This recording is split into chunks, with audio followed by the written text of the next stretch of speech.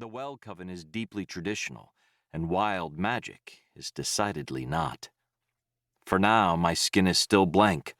I'm just a human without magic, who spent most of his time as a soldier, but a soldier who never intended to truly fight. My time as a captain of the Hexenjägers was a front. I never wanted to be a witch hunter. I just had to pretend to be one to bring them down from the inside. "Don't worry so much, Ernst," Brigitte says, laughing at my serious face. "Today is just for us, the border guard. The real induction comes later. And on the day of the actual trial, I'll be scaling waterfalls and leaping through fire while Fritzi," I say, waving my hand, "Fritzi will be taking a bath?" "That's a bit of an oversimplification," Brigitte says. "But essentially, yes." "A bath." Aloise laughs. "Is that what you want, warrior?" "It would be nice," I grumble. I quite like the baths here. I shift in my seat, hoping the others don't notice how much my mind has wandered at the idea of Fritzi in a bath. "I think he's grown a bit soft," Aloise says. My mind panics for a moment, but then Aloise steps closer and pokes me in my belly. I'm pleased that he winces, his finger finding no fat to cushion the jab. "Lazing about in the trees." Fritzi, Liesel, and I have been in the well for months. It's become our home. Brigitte tosses me a pouch. Inside are a dozen red sacks sewn shut. I weigh one in my hand, and a red powder coats my palm. "You must kill 12 of us before you win," the captain says. 12 to 1. I glance behind her. There are easily 30 people participating in the battle.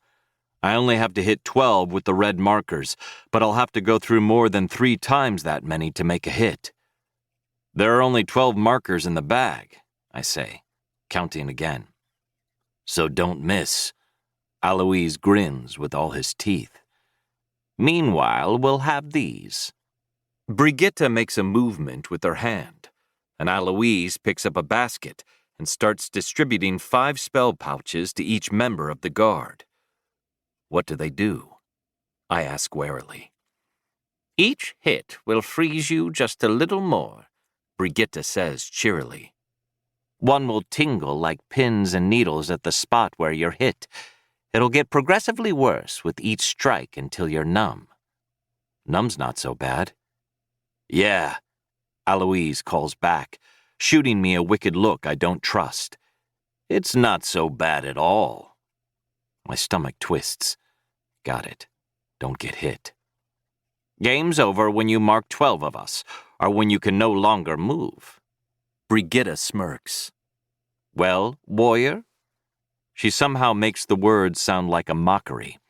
"Are you ready to be truly worthy of Hulda?" Hulda? No. I could care less what a goddess thinks of me. But I'll be damned to any hell that exists before I let Fritzi down. Brigitte raises a horn to her lips. "The hunt starts when I sound the horn." "I thought this was a battle, not a hunt," I say, already staggering back. Brigitte towers over me, her lips curled into a sardonic snarl. "Every battle is a hunt until you figure out how to fight back." Skaxa, I think as I dash through the underbrush, using the scant grace Brigitte allowed for me to make the first move.